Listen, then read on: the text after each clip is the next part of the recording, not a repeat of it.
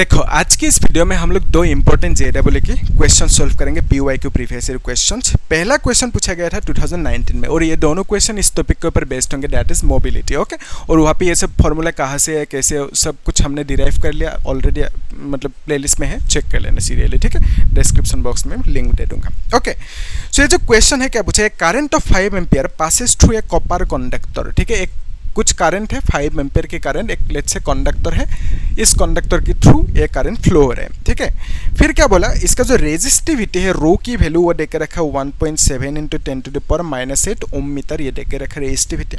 फिर क्या बोला, of radius of cross section 5 metre, तो इसका जो रेडियस है वो देके रखा 5, ये आर की वैल्यू रेडियस 5 मिलीमीटर देके रखा। ठीक है, सो इसको आप सीधा मीटर में लिख सकते हो, which will be equal to 5 into 1 millimetre मतलब 10⁻³ मीटर। तो एरिया लिख सकते हो ना, तो ये जो एरिया होंगे, एरिया की वैल्यू क्या है, दैट इज ये सर्कुलर रीजन है, तो pi r square will be the area. Pi मतलब 22/7 इंटू आर मतलब कितना है 5 इंटू 10⁻⁻3। ठीक है, तो इसको स्क्वायर करना होगा, तो यहाँ पे 22/7 5 5 25 होंगे इंटू 10⁻⁻6 होंगे। ठीक है, तो एरिया का वैल्यू इतना मीटर स्क्वायर मिला।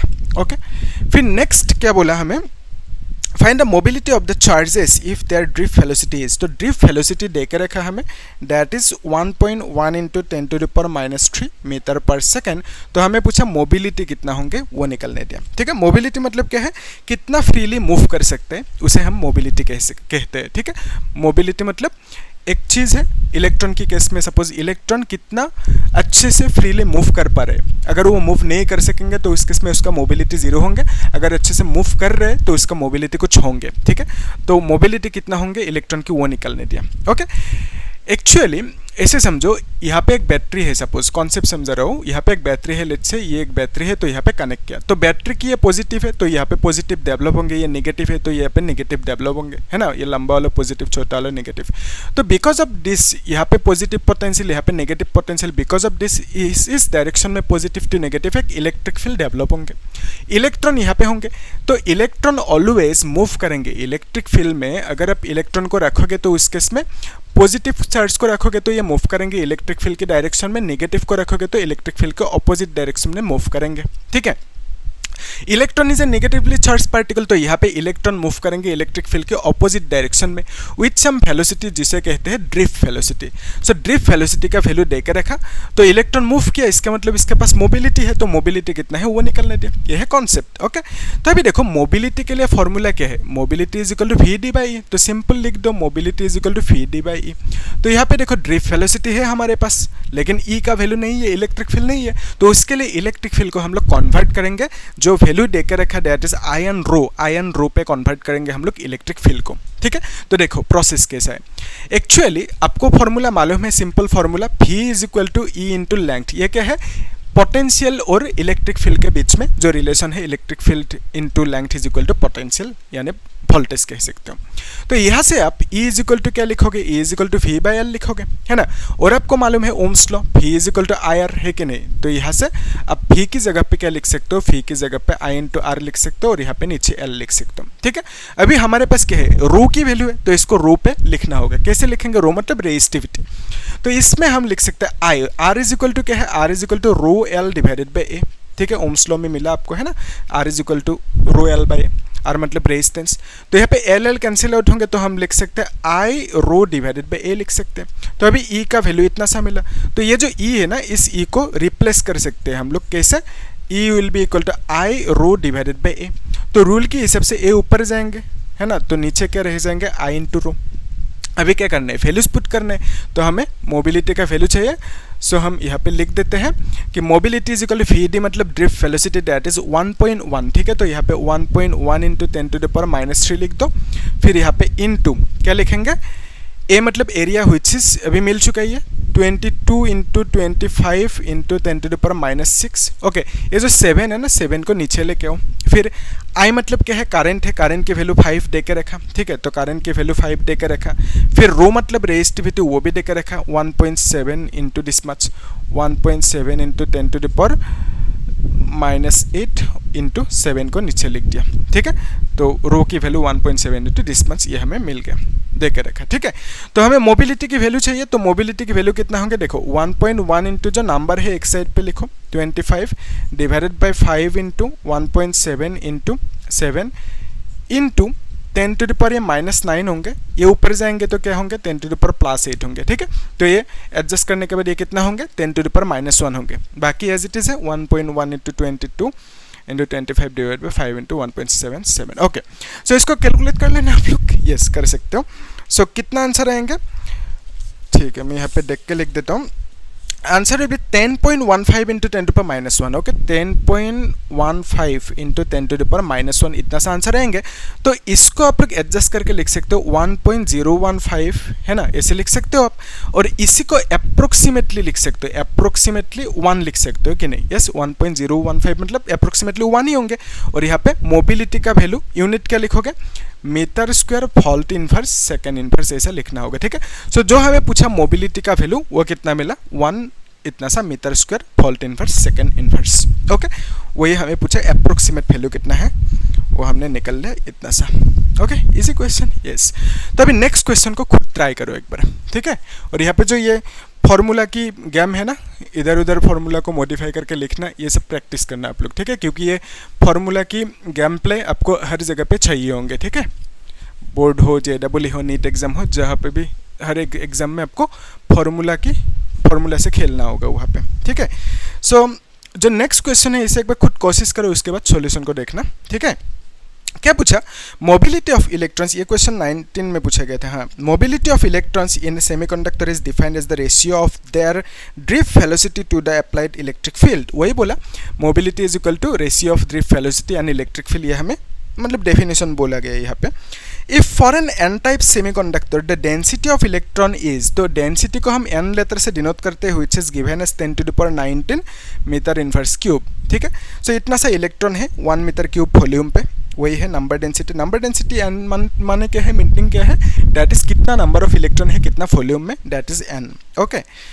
फिर क्या बोले अंडर मोबिलिटी इज, तो मोबिलिटी म्यू का वैल्यू 1.6 देकर रखा, फिर यहाँ पे यूनिट क्या होंगे metre square volt inverse second inverse, ये है यूनिट, ओके। फिर हमें क्या बोला, ये -1, ठीक है।